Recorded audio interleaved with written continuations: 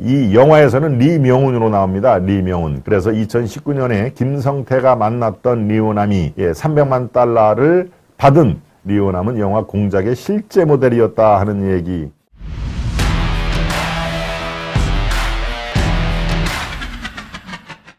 김성태 결국 자백을 했다. 충분히 예상이 되는 그런 시나리오죠. 제가 이 김동원의 하이파이브 시간에도 아마 서너 번 말씀을 해드렸을 겁니다. 김성태가 끝까지 입을 봉할 것이다, 열지 않을 것이다. 저는 그렇게 생각을 안 한다.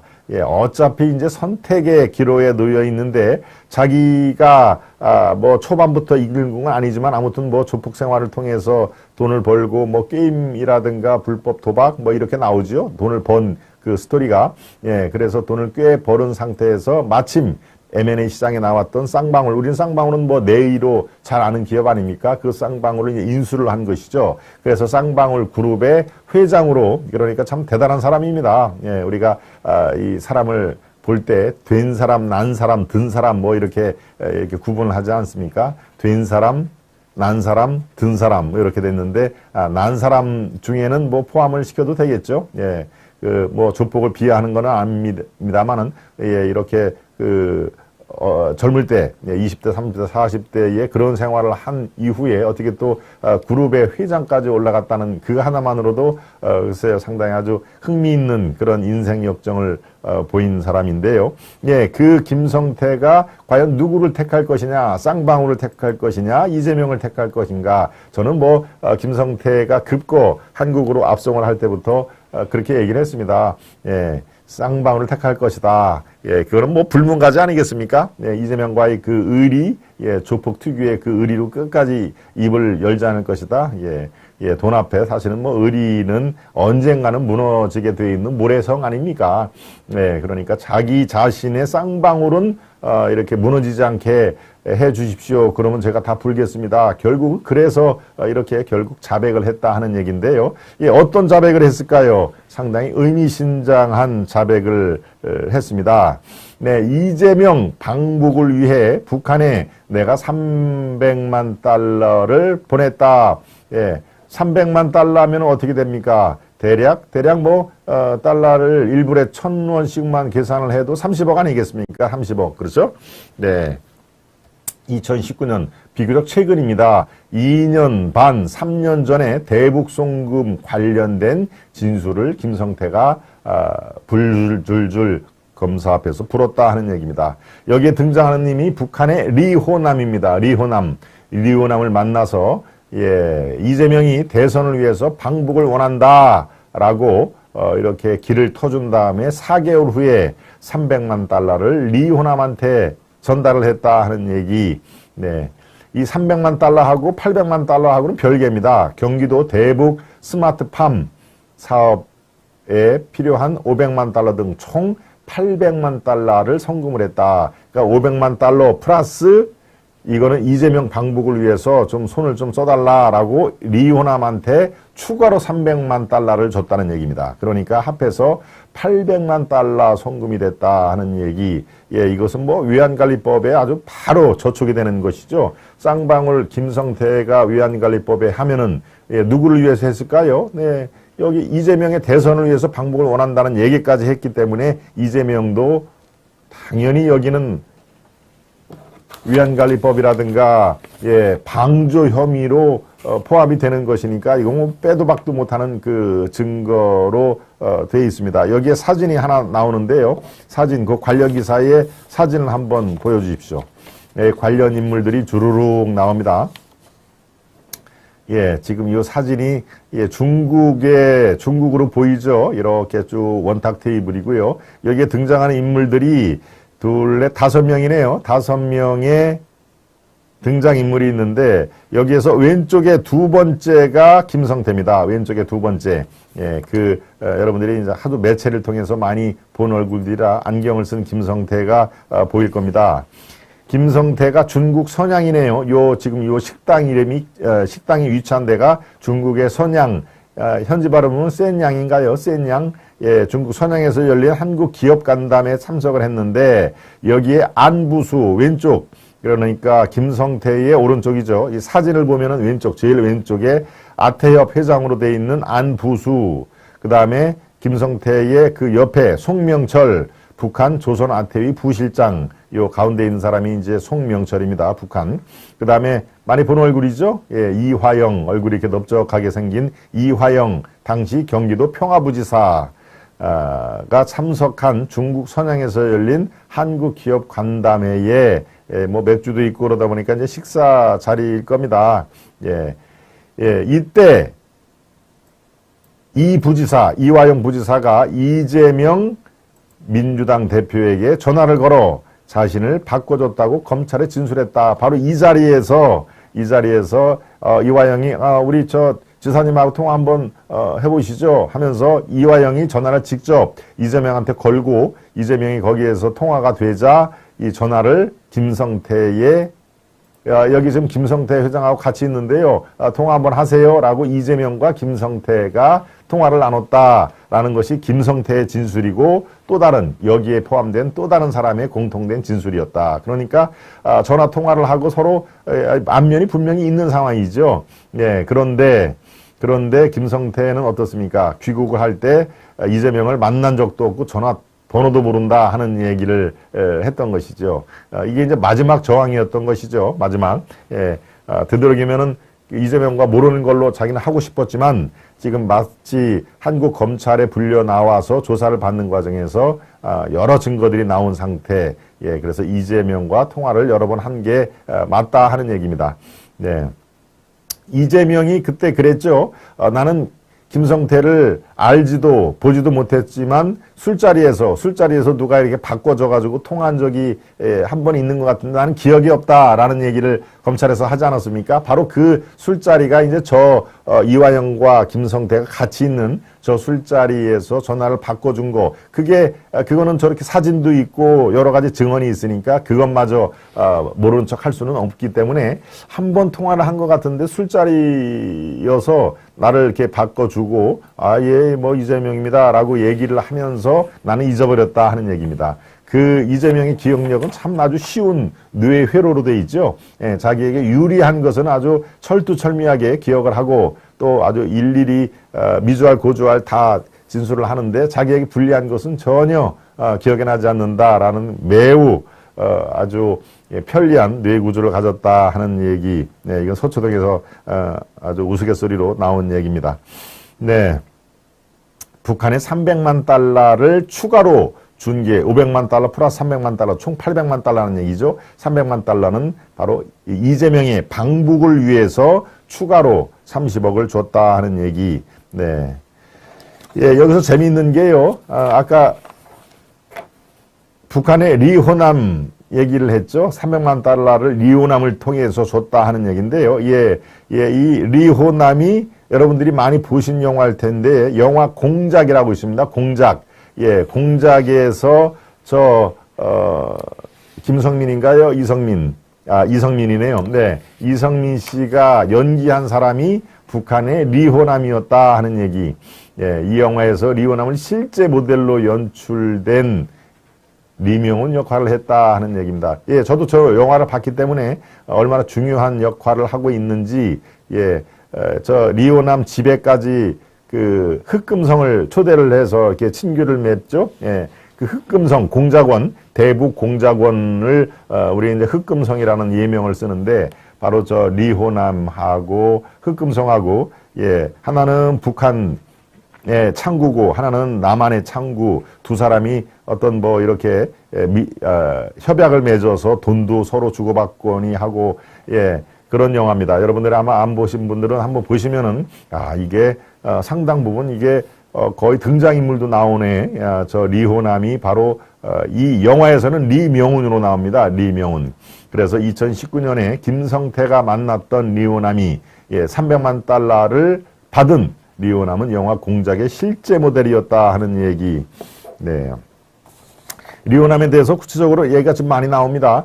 1990년 김일성 종합대학 경제학과를 졸업한 뒤, 그러니까 출신 성분이 대단히 좋다는 얘기겠죠. 우리의 국정원에 해당하는 북한 국가안전보위부에서 근무하면서 98년은 공화국 영웅 칭호를 받았다는 인물이다. 예, 북한의 안전보위부는 뭐 비밀경찰 또 정보기관 우리의 뭡니까 이 국정원 이상의 그런 막강한 권력기관인 것이죠. 예, 리오남은 여기에 정찰총국의 공작원이었다는 얘기입니다. 우리 공작원 지난주에 대북 공작원 또 대남에서 활약하고 있는 활동하고 있는 간첩들의 관련된 우리 공작원과 특별 대담을 많은 분들이 우리 시청을 해주셨는데요. 예, 그래서 지금 요즘에 간첩이라든가 공작원들이 아주 주목의 대상입니다. 그래서 제가 긴급 대담을 지난주 목요일 날 대담을 편성을 한 것인데요. 예, 바로 이렇게 지금 우리가 영화에서 보는 영화 공작에서 보는 스토리가 실제로 이 김성태가 만난 리오남을 통해서 300만 달러 합해서 첫 번째는 500만 달러, 두 번째 300만 달러 추가로 합해서 800만 달러, 약 우리 돈으로 80억, 90억에 해당되는 돈이 북한에 건네졌다 하는 얘기입니다. 이 김성태도 결과적으로 이렇게 미주알, 고주알 다 볼 수밖에 없는 그런 상황이었다 하는 얘기입니다. 네, 글쎄요, 뭐 제가 신통력이 있어서 맞추는 게 아닙니다만은 기자 생활을 오랫동안 하면은 그런 촉이 있습니다. 촉이. 아, 김성태가 지금은 저렇게 시그널을 통해서 우리 서로 모르는 걸로 합시다. 나도 여기 수사기관에 그렇게 얘기를 지금까지 하고 있어요라고 얘기를 했는데, 네, 막상 들어와서 이 검찰 수사관들을 이렇게 얘기를 해보니까 이미 자기가 입을 다물어도 상당 부분 다른 사람을 통해서 이미 검찰이 다 스토리를 뻔히 알고 있더라. 각종 물증과 증거가 넘치더라. 바로 죄수의 딜레마가 여기서도 적용이 되는 것이죠. 죄수의 딜레마. 내가 입을 열지 않아도 이미 남욱이라든가 김만배라든가 정민영 좀 이따가 나오는 이름인데요. 정민영을 통해서 상당 부분 진척이 됐더라. 또 이화영도 마찬가지죠. 그러니까 내가 이참에 내가 뭐 의리를 지킨다고 쌍방울을 공중분해하는 것보다는 쌍방울 내 피 같은 쌍방울만이라도 지키자 하는 얘기 그래서 나오는 것입니다. 네, 말씀 중에 우리 토미리스님 소중한 정성을 또 보내주셨고요. 예, 넘버원 찐팬입니다. 우리 토미리스님. 네, 우리 토미리스님은 정말 아주 왕팬 찐팬이신 거죠. 김성태랑 전화도 한 통 한 적이 없다고 잡았던 이재명. 나중에 이화영 통해서 김성태하고 직접 통화까지 해놓고 기억이 안 난다. 이게 경안이 그렇습니다. 예. 국정대공수사복원 동참 바랍니다. 라고 금비님이 전화번호 올려주셨네요. 1877-1374. 국정원이 대공수사를 계속해야 된다는 얘기죠. 내년 1월부터는 국정원의 대공수사 기능이 다 경찰 쪽으로 이관이 되는 게 문재인 정부에서 그렇게 만든 거 아니겠습니까? 그러니까 이 국정원이 대공수사를 활발하게 하는 것도 문재인은 바라지 않는 것이죠. 그냥 살살 해라. 살살 간첩 무슨 뭐 일망타진을 할 필요가 뭐가 있느냐. 글쎄요, 북한의 김정은과, 그 여동생, 심기만 이렇게 이 눈치만 살폈던 정권이니까 뭐 말을 해야 뭐 하겠습니까? 네. 이스라엘 모사드 같으면 리오남 같은 애들은 바로 황천길로 보내겠죠. 중국에서 아마 끝장내버렸을 듯, 이 인생은 미로님이 말씀을 주셨고요. 네, 토미리스님, 수아나무님, 맑은순이님, 도희님, 이 사건을 미국이 들여다보고 있다는 사실이 더 무섭습니다. 그렇죠? 미국이 왜 들여다보고 있겠습니까? 그렇습니다. 외환관리법에 바로 위반이 되는 거고, 유엔 제재에 바로 적촉이 되는 것입니다. 유엔이 지금 대북 경제 금융 제재를 하고 있는데 이렇게 쌍방울이 그것을 무시하고 300만 달러, 500만 달러 합해서 800만 달러를 보냈다. 이건 미국 입장에서는 유엔 결의 위반이기 때문에 들여다볼 수밖에 없는 상황인 것이죠. 그래서 완전하게 북한의 이 돈줄, 돈줄은 뭐 목숨줄하고 똑같은 거니까요. 그것을 막아놔야 북한이 그나마 뭐 백기투항은 안 하겠습니다만은 북한의 어떤 이 대화라는 제스처를 하겠는데 바로 이런 식의 쌍방울 김성태, 이재명, 이화영 같은 사람들이 알게 모르게 중국을 통해서 이렇게 돈을 건네주니까 북한은 그래 니들 경제 제재를 해 봐라. 우리는 다 우리 식대로 살아간다 하는 얘기입니다. 우리 식대로 살아간다는 얘기를 하고 뒷주머니는 다 돈을 이렇게 흡입을 하는 것이죠. 그러니까 바로 이재명, 이화영, 김성태 이 사람들은 한 일단의 예에 불과합니다만은 이렇게 유엔 제재를 어겨서까지 이재명은 한 건을 터뜨려서 대선에서 유리한 고지를 잡으려고 하는 거고, 김성태는 뭡니까? 요 기회를 통해서 대북 사업에 자기가 주도권을 줘서 떼돈을 좀 벌고 싶은, 그럼 투자한 만큼 이상의 돈을 뽑으면 되니까 이 대북 사업에 선점을 하기 위한 그런 이해타산이 맞아떨어진 것이죠. 북한 그 대북 금융 제재 이거에 정면으로 위반이 되기 때문에 미국에서는 당연히 관심을 갖고 볼 수밖에 없는 상황이다라는 말씀을 해드렸습니다. 재수의 딜레마도 먹히겠죠. 그렇지만 일단 김성태는 조폭 출신이라 지 챙겨놓은 돈만 신경 썼을 듯합니다. 우리 인생은 미로님. 네, 광주 애국방송님도 들어오셨고요. 그렇습니다. 홍상현님, 어깨동무님, 진해권님. 네, 이번 대표는 새로운 강신호 보러 갑시다. 우리 홍상현님. 네. 김동원의 아시아투데이 방송은 구국방송입니다. 적극 응원합니다. 황병탁님도 들어오셔서 아주 힘찬 격려를 해주셨습니다. 감사드립니다. 우리 박은희님, 50억 클럽은 뭐지요? 정영학 녹취록 나서 들어봤다 하는 얘기입니다. 50억 클럽은 뭐예요? 네. 50억 클럽 저희가 방송에 여러 번 몰라서 지금 질문하시는 거 아니죠? 50억 클럽 여러분들이 충분히 잘 아실 테고요. 네. 아시아투데이 지금 구독했습니다. 조병혜님. 네. 대단히 감사드립니다. 중간쯤 들어오신 분들, 우리 조병혜님처럼, 구독, 좋아요 함께 꾹꾹 눌러봐 주시면 좋겠습니다. 여러분들이 좋아요를 많이 눌러주시면 여러분과 제가 함께 진행하는 바로 이 방송이, 쭉 사다리를 타고 올라간다고 그랬죠. 추천 동영상으로 올라가는 것과 그렇지 않은 것은 차이가 많이 있습니다. 그러니까 불특정 다수에게 우리 방송이 쭉 전파가 되기 위해서는 좋아요 개수가 수백 개 또는 수천 개가 이렇게 있으면 훨씬 더 그 통로가 잘 열리는 것이니까요. 그래서 좋아요가 중요합니다. 네.